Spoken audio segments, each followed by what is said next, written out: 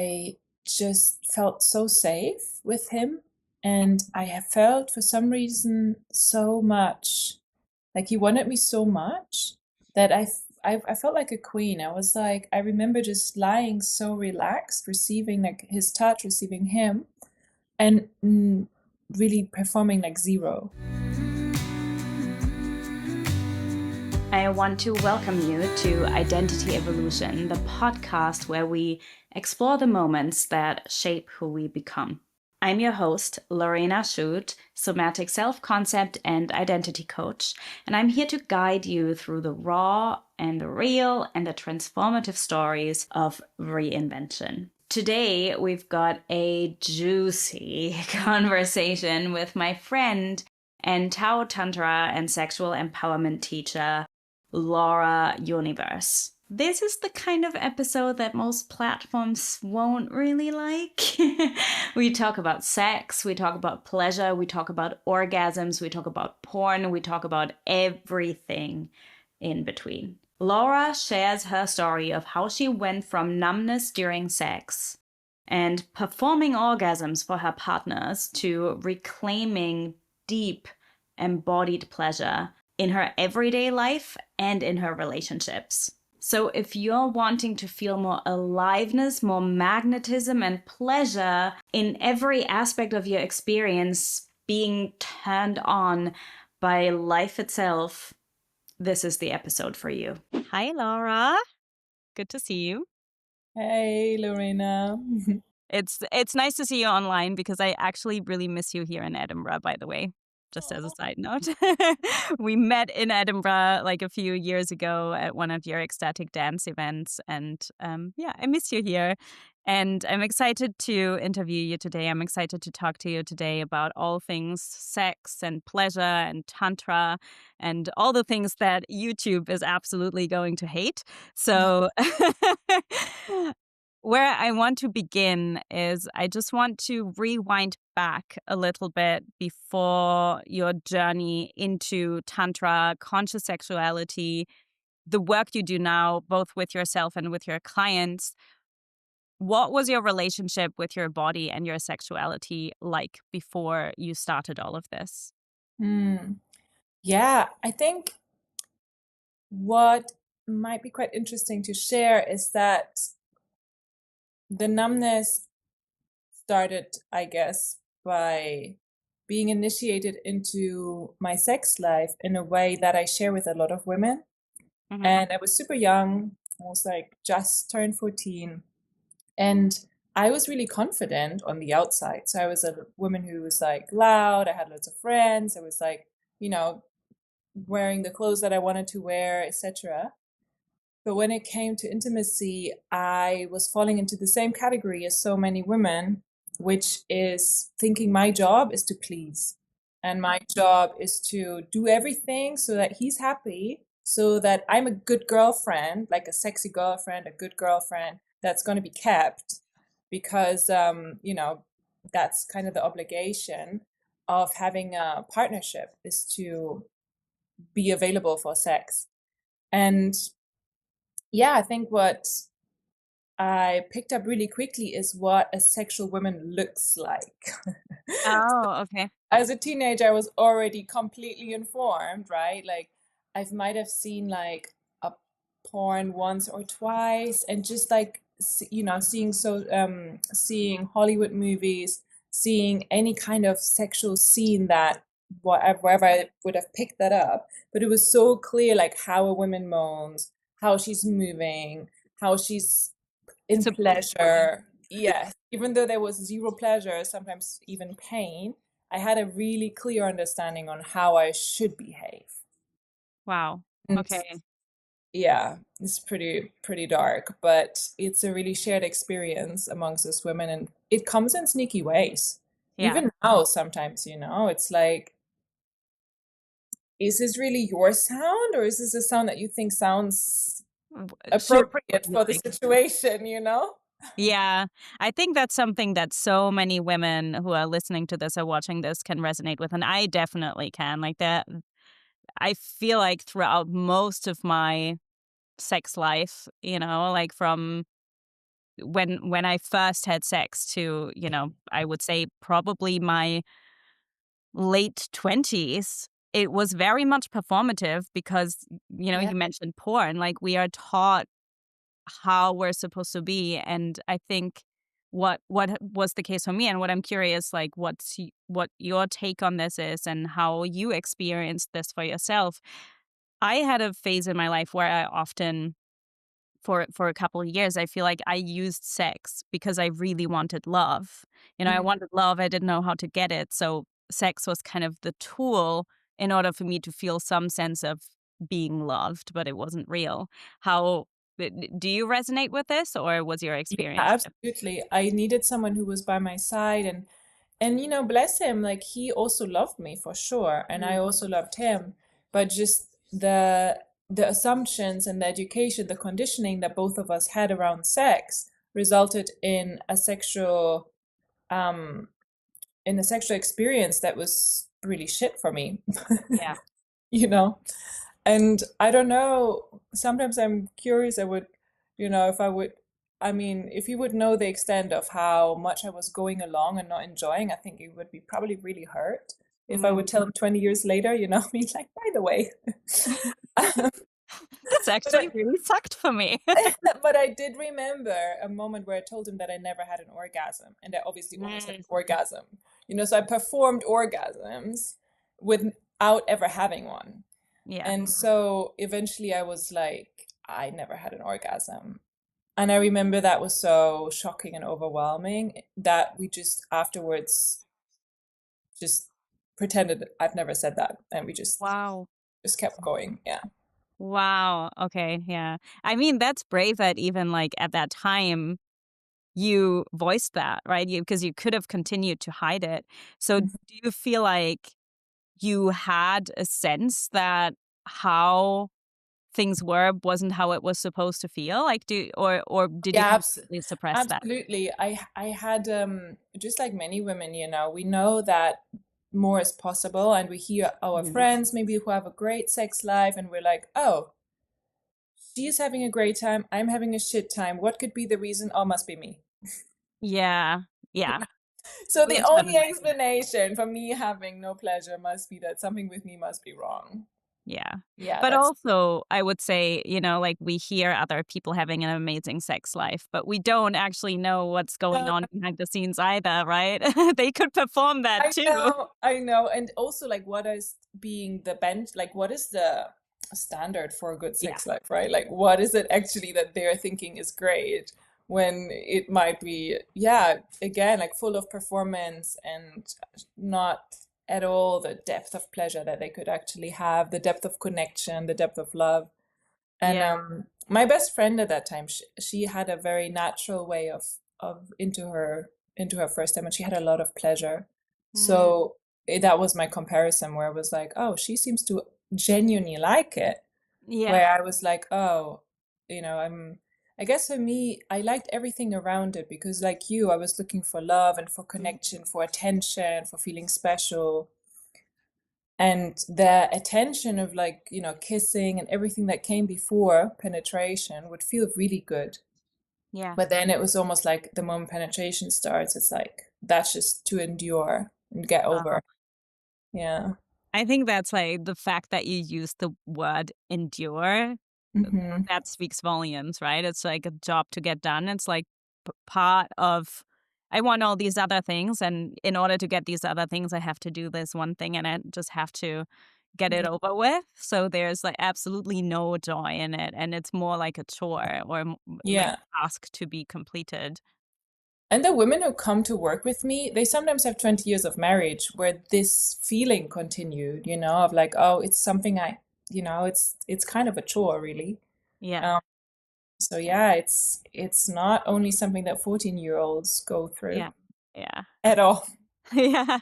Yeah. 14 is young as well. It's no wonder that Mhm. you went into being performative, as Mhm. well. So, how long did this go on that you were in this state of performing for your partners and not really? I mean, even though you had a sense that, oh, my friend seems to really enjoy sex, how long were you in that place where you didn't really change anything? Because you also mentioned that with your partner, at the time who you never had an orgasm with, once you said that to him, you kind of went back to your old ways anyway and forgot all about it or Mm. regressed it. So how long was that going on for? It was going until I was 25 and I met my husband Patrick, who I'm with now, Mhm. 10 years ago. Yeah. Wow. Yeah, that's Um, but there were different versions, right? Like there's Mhm. obviously an evolution in confidence, and I kept performing orgasms for quite a long time because I just felt shame for the fact that I didn't know how to have one, or that I was a woman who didn't get them from being penetrated, just obviously just such a big lack of education as well. Yeah. And then I was seeking, I was really looking for answers. And I mean, what you get your hands on, like Cosmopolitan, for example. I remember like one of the 6 reasons why you don't have an orgasm or something. One was like, it's just the wrong person. So Uh-huh. in the back of my mind, it was like, oh, maybe the next one, maybe if I just find like almost like a unicorn moment, and then everything's going to be different because it's just the wrong person.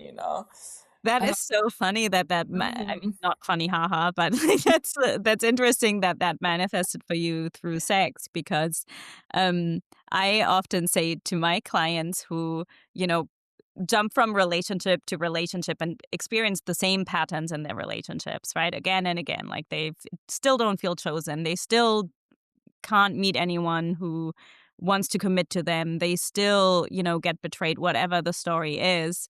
And there tends to often be this pattern of they move on to the next person, hoping that that will be the savior, hoping that that will change things rather yeah. than taking a moment to be like, well, maybe the common denominator is me, and maybe it's something inside of me that chooses these partners or that calls these experiences in. So it's interesting to hear how that is kind of what what you what you received in your sex life as Mhm. well. Like as an answer of like, oh yeah.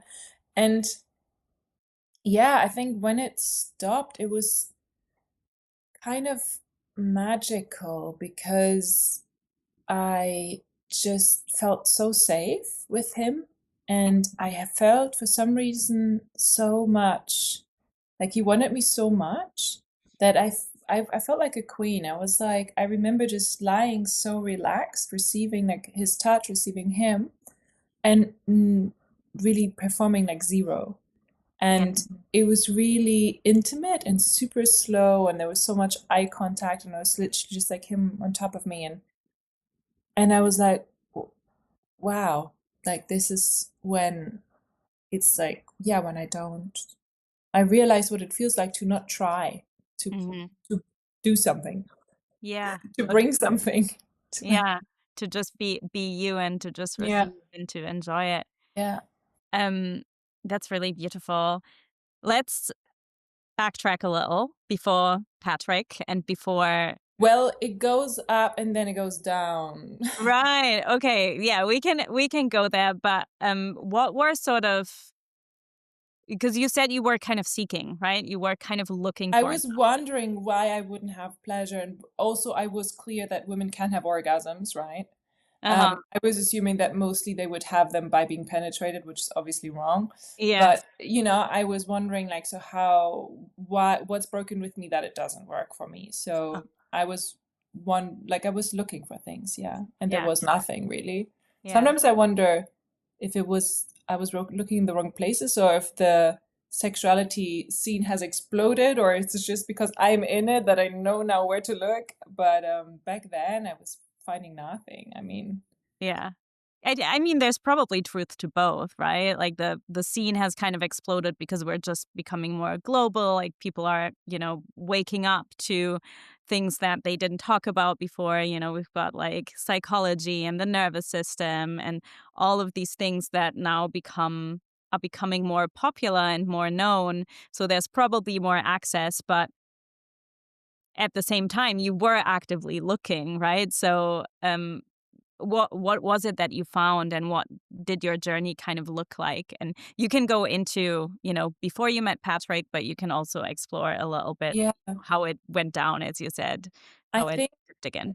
when I was looking before I met Patrick, there was just nothing I would find. I would just like with this question mark of like, why am I in this experience? And there was no answers. Yeah. So I remember just feeling quite desperate and also sometimes looking back and thinking, gosh, if someone would have given me this piece of information that I have now, when I was that, what would have that changed? Like, how would that have changed my experience? So sometimes I look back at that woman who was just really had no idea how to overcome the challenge and had no access to the knowledge that would have been really helpful. Yeah. Yeah.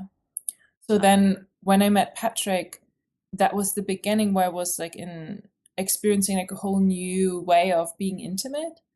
And then eventually after a year or so, I started becoming more anxious about the relationship. I was more like before I was just so relaxed into like, oh yeah, I felt so safe and so chosen and it was amazing. And then eventually as things happen after a honeymoon phase, which was like probably a year, patterns creep back in. Yes. So my performance crept back in, and I started, oh, when we just met, we had that many times sex a week, and now it's just one. And like, so I again felt like this pressure of having to provide sex in order to maintain a relationship in which I'm loved and cherished and chosen.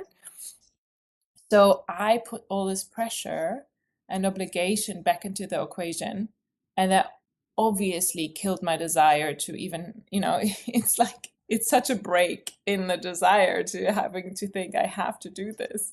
Yeah. And it doesn't even matter for the partner to go like, oh, but what you're on about, like you don't have to, and that's not true, and I don't expect you, and there is no obligation from my side. It's still so internalized, Hmm. um yeah, that it's just running in the background, Yeah, that makes sense because you also said what came up for you, even before you met him was what's wrong with me, right? So that already shows it's very much internalized and it's very much, and I think in a way, although I'm sure that wasn't a nice experience to have that dip and to have that confusion and go back to these performative patterns, in a way, it's also kind of good for you to take your power back and to see, oh, Hmm. it wasn't just about the person, right? What Cosmopolitan said wasn't entirely correct. It's Who would have thought? yeah.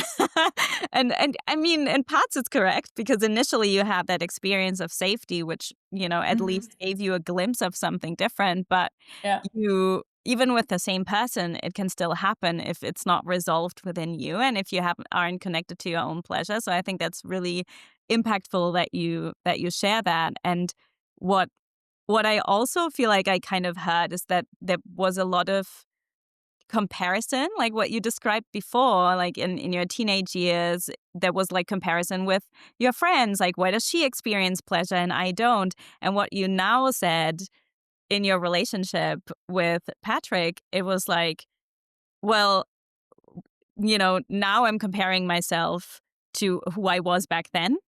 Hmm.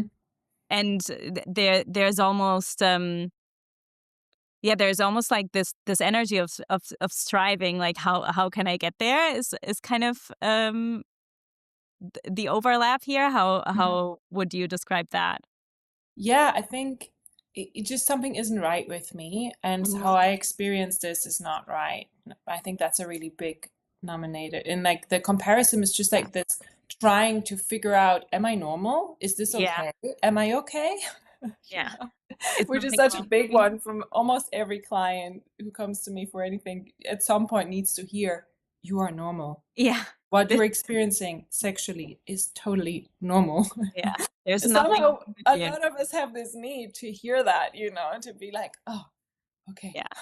Phew. Yeah, it's so funny because we live in this world where everyone shares their highlights, right? And I think, to an extent it's normal, especially when you run a business online. I'm sure like people look at you and look at me and they're like, yeah, they're thriving. But I do think it's important to mention people also want to hear about the hard stuff because, when you're stuck in a pattern or when you have an experience, you kind of want to see you want to be validated. And I'm like, there's nothing wrong with me. Like, this is normal. I'm not the only one who's experiencing this, right? And I think Yeah. that's also why, and we can talk about this later as well, because you do a lot of work with women in community, which I think is really beautiful also, because I think there's something really powerful about women being in community and experiencing these things together and seeing, hey, I'm not alone in the experience I have. I'm not, I always say to my clients, because they often, have certain desires that they want to make happen and they feel like everyone else can do it, but they can't. And I always like to say, like, what makes you think that you are so freaking special that everyone can get there, but just you are the special one who can't Yeah. do it, right? Like we think we're so special in a way that we're the only ones who are not good enough, and everyone else can Yeah, make it yeah. up. We're the Yeah. only one experiencing this. No one else is, for sure. Yeah. Yeah, yeah. So let's then stick with like the shift in your relationship with Patrick, where you fell back into this pattern.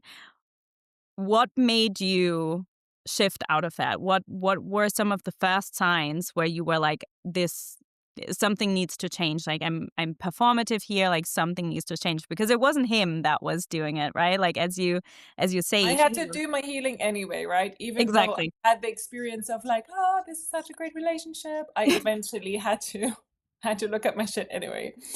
So I think that's what relationships do, right? They Are the you biggest either do mirror. your healing, you either take the opportunity for healing that is presented, or you won't continue on a path together that is joyful and aligned.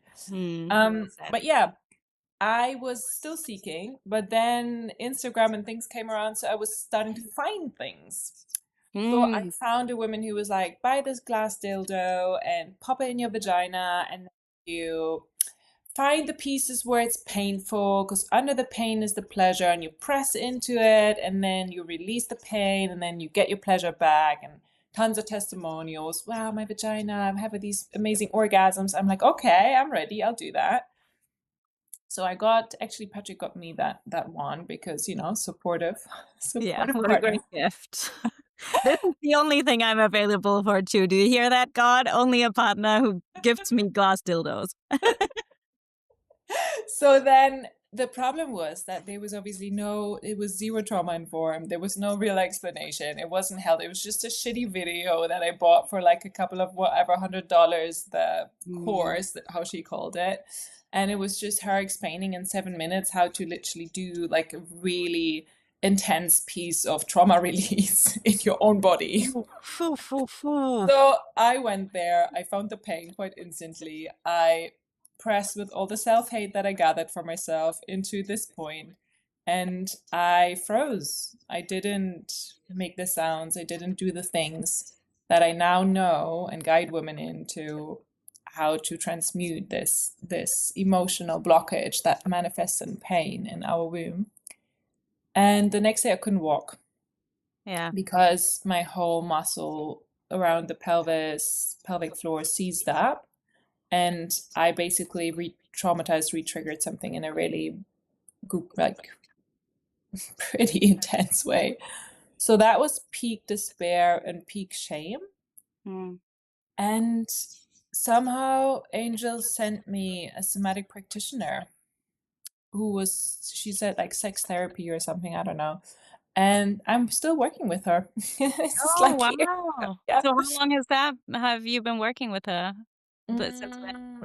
That must now be in 7 years. That's incredible. I mean, that's loyalty. That's like a testimonial if I've ever heard one. Like, listen, girl, my friends are with her. Like, she's amazing. Yeah. She's just really good in the bridge between psychotherapy and somatic work. Like, she's really fucking good. And she just supported me through this intense shame spiral. And what I learned with her, which is why my work is so trauma informed, is how to actually somatically process trauma. Yeah. So that's where we started. We didn't do any work with my vagina, nothing. Mm. We I learned how to feel my emotions Mm-hmm. and how to be true to what I actually feel, and yeah, what boundaries mean, what it Mm. means to be a people pleaser, what it means to keep hiding our real experience in order to, you know, fit in with what we think is expected of us.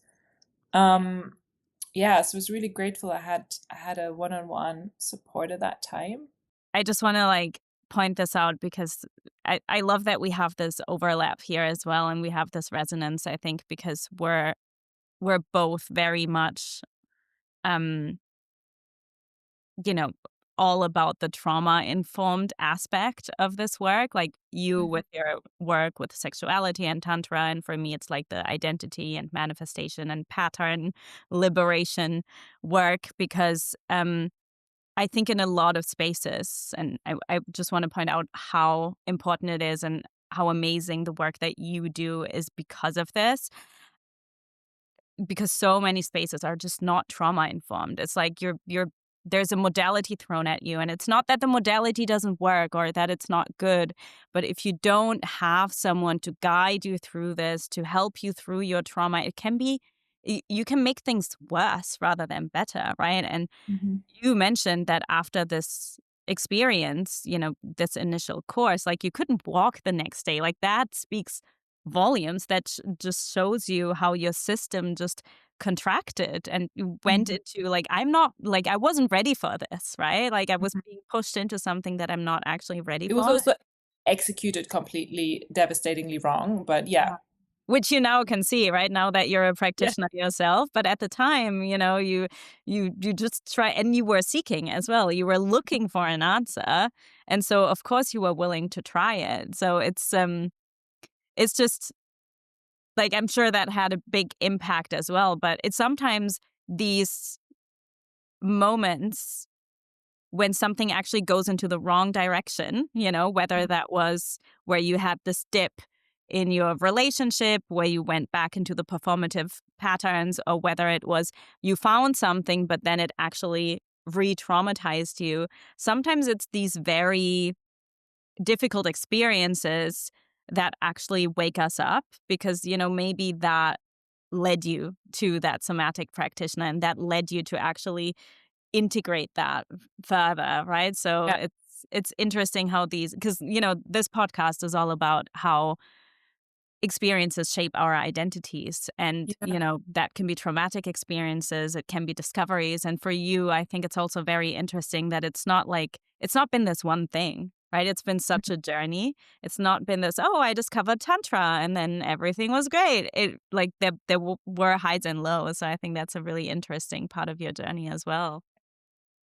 Yeah, and at that point, I've definitely read already a bunch of tantra books, and I was curious, that's what I mean. I pulled information from different parts.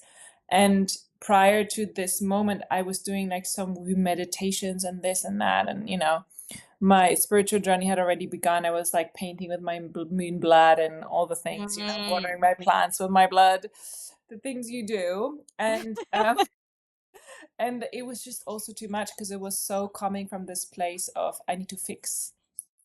And I need to Myself. fix this is already such a fearful frequency to work with that our bodies don't tend to respond very well Yeah. when we try to fix them. Yeah, yeah, yeah, yeah, yeah.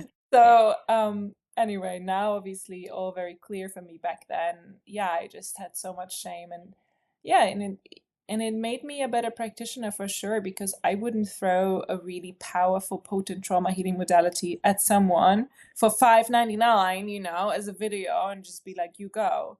Yeah. I don't really think that's responsible if we're working with really potent somatic practices Mhm. because it's not like a journaling prompt, when we work with the body we can really go deep really quickly.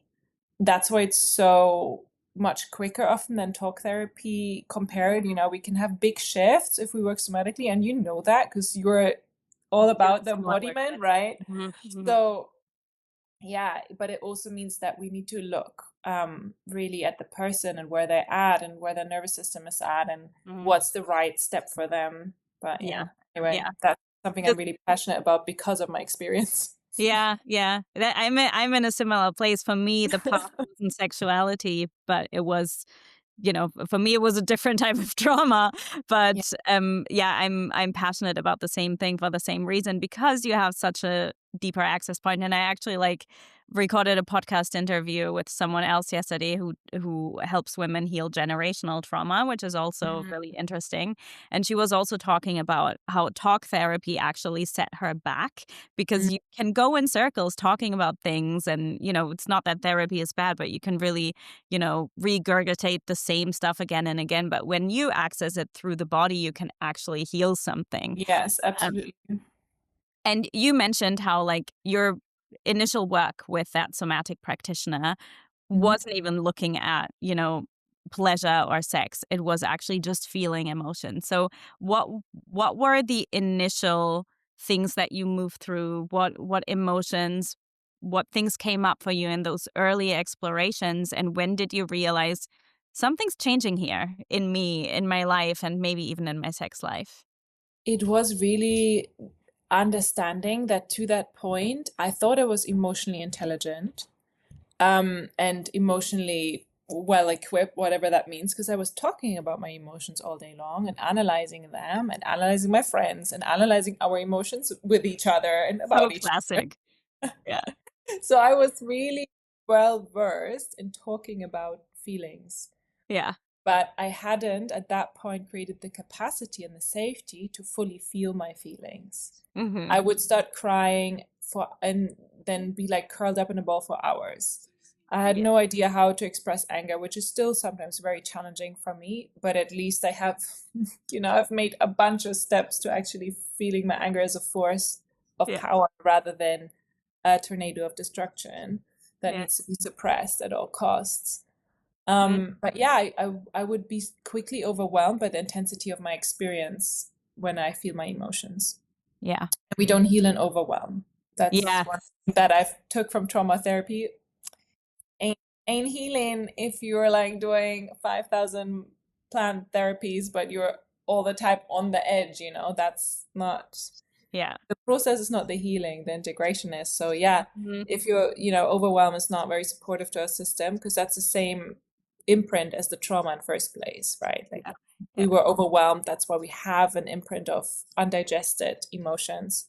So if we're looking at them again, still overwhelmed, Resolution. Yeah. there's no step forward. There's just on the spot. You're just walking on the Yeah. spot. Yeah. Yeah. Yeah, I love that you point that out. And it's interesting that you mention anger, because I'm on the flip side of that. I've always been I have like my go-to trauma response is a fight response.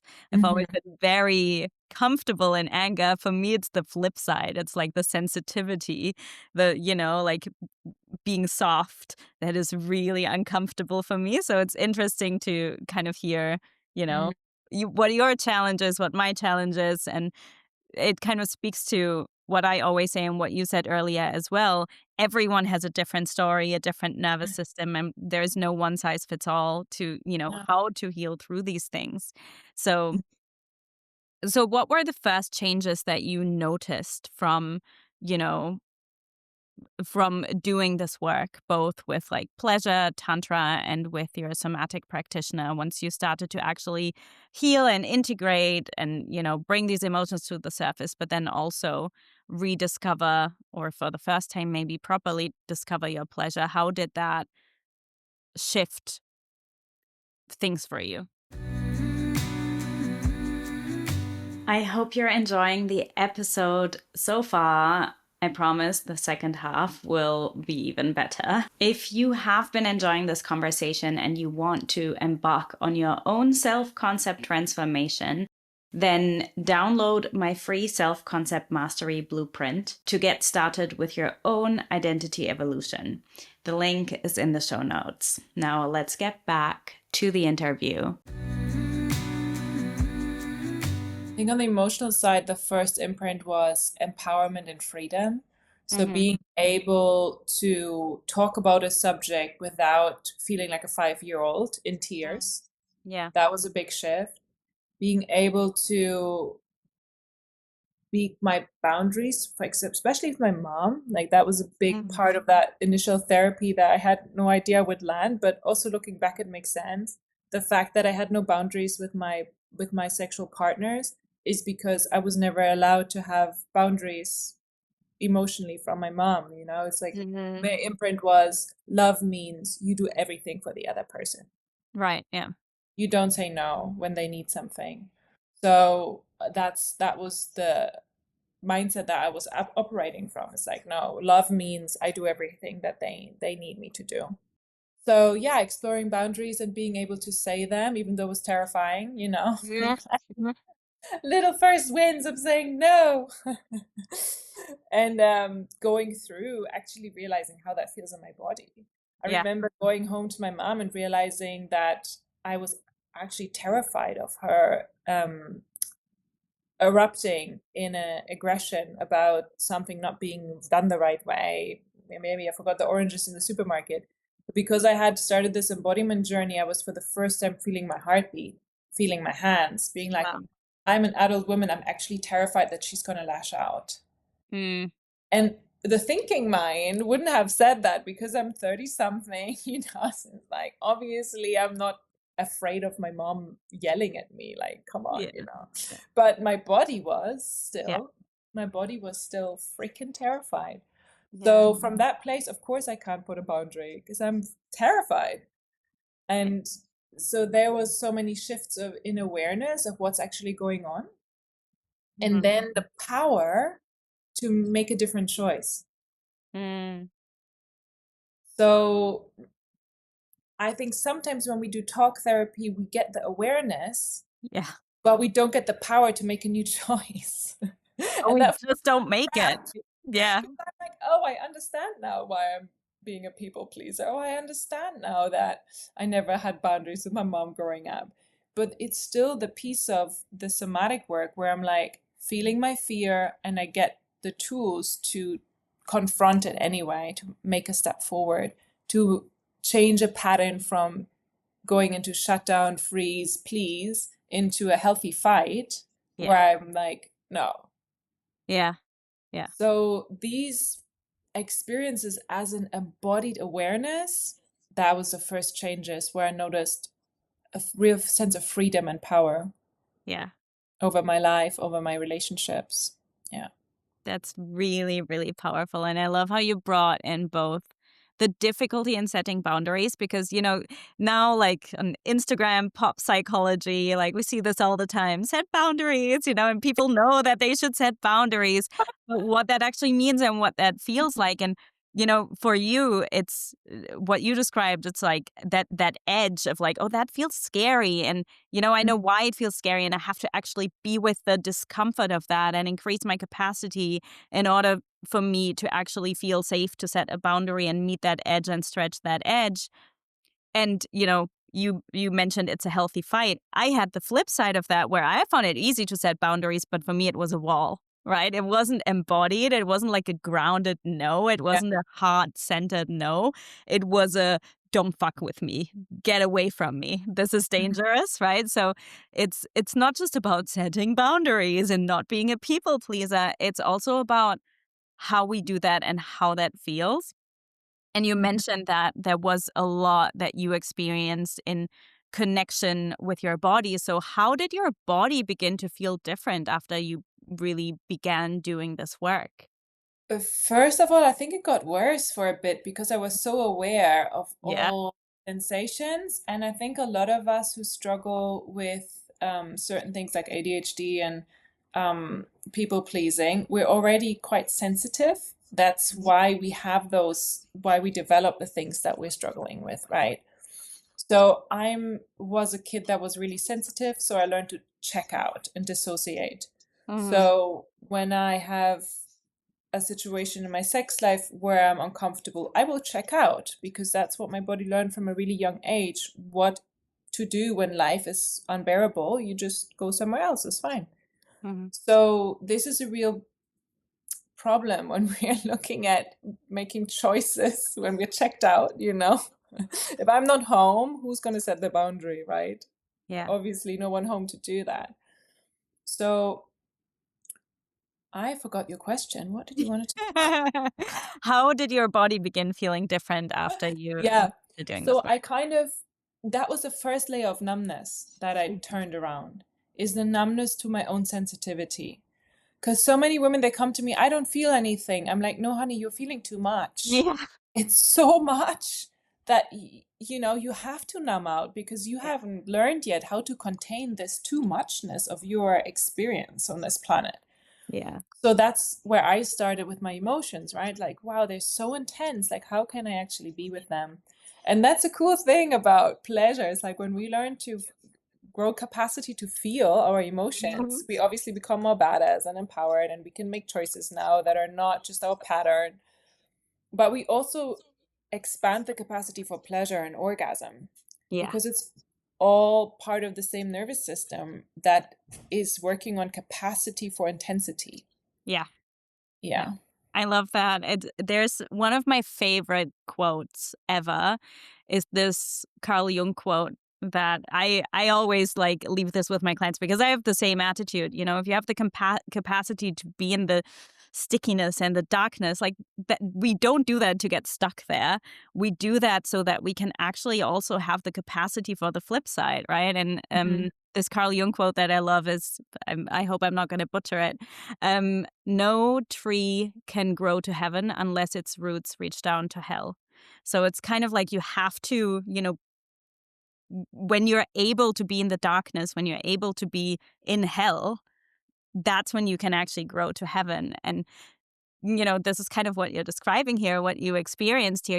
You sat with these emotions, you let it be difficult. And that's often the case on a healing journey, that because you become so aware, not just conceptually aware, but somatically aware, you start feeling it all. And it can be, you know, too much, because that's when the body can shut down again. You know, a freeze response isn't not feeling anything, it's actually feeling too much. It's just underneath the surface. And once you actually move through that, well, now you get to experience more pleasure and joy and aliveness. So, how did that unfold for you once you actually got to the stage where you began to actually feel more pleasure and joy and aliveness? How did you, first of all, integrate that into your life? Like, how did that journey unfold? Yeah. I think people love the idea of a quick fix. Spoiler alert, Mhm. there was no quick fix. There never is, So ever. I went on a tantra training, which was ludicrous really, because it was a tantra teacher training. I only read a couple of books, right? So that was already grasped quite high, and it was 5 weeks, Oh. right? So that's like a complete psychopath behavior. I have so many clients who are like on the phone with me for like a 2 day immersion or like a 1 day workshop, and they're like so hesitant, and I'm like, bless them, you know, they don't know what they're gonna get themselves into. Fair enough.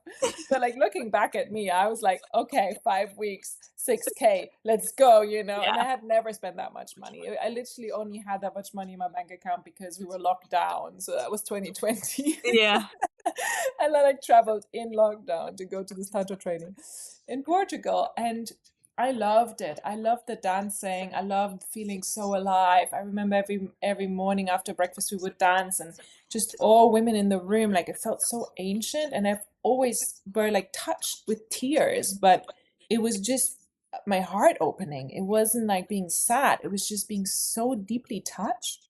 Mm, And so this is a form of feeling a lot. And this is a form of how I've always been able to feel being at a festival, you know, just feeling like, wow, so much in my body. yeah. And at the same time, my access to pleasure was still super limited because of the pattern that was present, which is I'm broken. It's not going to work for me. Um, I'm feeling nothing. And Okay. then that nothing, usually from my clients, it's the same process, turns into frustration and self hate, Yeah. right? So they're there, everyone else is having a great time. They think, you know, surely in the room, two other women might also feel like them, but that doesn't matter. The one next to me is like in pleasure. I'm not. And I'm not really able to stay with that frustration because that's again a capacity Hmm. that not to go into the thought spiral of like, I'm the problem, I'm in like self hate, but to Yeah. stay with the sensation of frustration because pleasure is so much about authenticity. you cannot fake it for yourself. You either feel it or not, you know. You can fake it in front of someone else, but you can't fake yourself into having an experience of pleasure. Yeah. So you have to be with what's really there. Mm-hmm.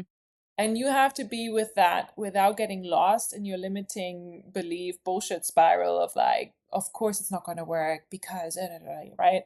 So that's a really powerful meditation Mm-hmm. because you're meditating with a lot of emotional charge. And the meditation is, okay, let's stick with this exercise. Let's stick with touching my own body. You know, let's still caress my arm, even though I feel frustrated as fuck because the woman next to me is close to orgasm and I'm just feeling nothing. Can I still feel that I'm caressing my arm in this moment?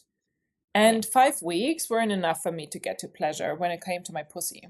Mm-hmm. No chance.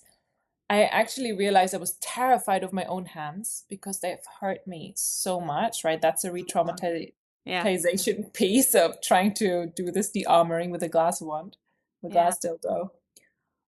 And I had to gain that trust back that I would actually listen to myself and not repeat the same hurt and unconscious touch that I've experienced for a decade and that I've allowed to happen to me for a decade. Yeah. And Yeah. what really shifted it for me was to commit to meeting up with the friends that I made there. And we were all wanting to be good tantra teachers, right? So we started to guide each other once a week in these practices. And I Mm. did that for a whole year. And eventually my pleasure came back through subtle tingles and the frustration would go. There would be just practicing to be loving with myself. And that's this turning point where I feel so much for my clients. You know, in the beginning, when there's no pleasure, it feels like you're going up this steepest mountain. It's so hard because you're doing these exercises and they just don't feel like anything. Yeah. But once the pleasure comes back in, it gets really exciting because the more pleasure there is, the easier it is to stay present, the more motivation to do it again, the more exciting, you know. So it's almost like this turning point eventually where pleasure comes in and makes things so much easier. Yeah. But Yeah. yeah, it took dedication to And doing that for myself. Yeah. that's beautiful how you committed to yourself. Yeah. And so much of what you're describing is really just about presence, right? It's about presence with being with the sticky emotions and the discomfort and the frustration, and presence with the pleasure. And like the whether it's pleasure or pain, they can actually like kind of feel the same. Too much pleasure can be painful, and pain can feel like pleasure. Like but we need to kind of be present with it. Um, so the final few questions that I want to ask you, and then we're going to do a little quick fire round just to close this off, like a little Mhm. closing ritual, because I know you need to head off onto your next call. But I would really love to know, how did this whole journey of discovering your pleasure and, reconnecting to your sexuality, reconnecting to your body, essentially, right? It's not just about sex and pleasure, it's also about your body. How did this reshape your identity and how you see yourself as a woman? Mm. Yeah, that's massive. I think what really reshaped my identity is the ability to soften Mm-hmm. because, and also the ability to have the freedom to make the choices that are aligned with what I want rather than what my body knows as a safest pattern, Mm-hmm. if that makes sense. Very like generalized, but I know, for example, that I've always longed for to be a woman who is easily like in this kind of loving sisterhood connection of like, oh, I'm hugging you and I maybe give you a kiss on the cheek and I play with your hair and we're just like, that's how we relate. And that was never me. I just always felt really love if someone would do that to me. If like a friend would come, I felt really would feel really loved if a friend would come and like hug me and like maybe, touch my hair or like be really affectionate. But I would never initiate that. So this is a really interesting one where I noticed the edges of like coming up against like the desire to do it and the inability to be like that, and then eventually softening that as one aspect of my, I guess, self-concept, to to go over that edge and to become a person who does these things. And I'm still awkward, you know. It's okay. But you're owning it. That's the But difference. I'm also, you know, I'm also moving beyond just being awkward, and then I connect.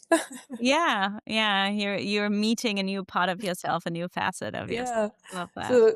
So that definitely has changed. And yeah, and of course it's God, it's such a gradual process. It's kind of hard to put like a finger on it. Yeah. But if I see the women, yeah, it's like, you know, how I move, how I dress, Mhm. how I wake up in the morning and like touch my body, how I take a shower and actually, you know, take the moment to feel the water. And I'm stepping, what I love is when the practice becomes, rather than being a practice, it just becomes how you live your life. Yeah. Uh-huh. And I feel pleasure practice does that so much.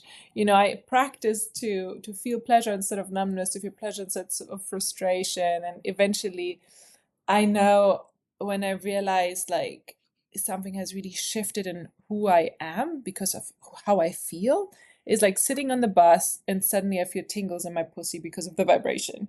I'm like, oh, you know, and then looking around and being absolutely comfortable with that, you know, and Yeah. being so freaking happy because I just spent a couple of years getting to this point, you know, and then suddenly I've obviously never tried to manifest being aroused on the bus, but feeling pleasure in such a mundane moment of just like being usually bored on the bus, you know, but then I'm like in pleasure on the bus. It's just, yeah, it just makes me feel like a turned on woman, you know? It just Yeah. makes me feel like an alive, radiant woman. It makes me feel sexy when I then walk down the street. And it's the same when I step out that door and the wind is kind of touching my nipples, or, you know, I feel it through my clothes and I'm like instantly in my body.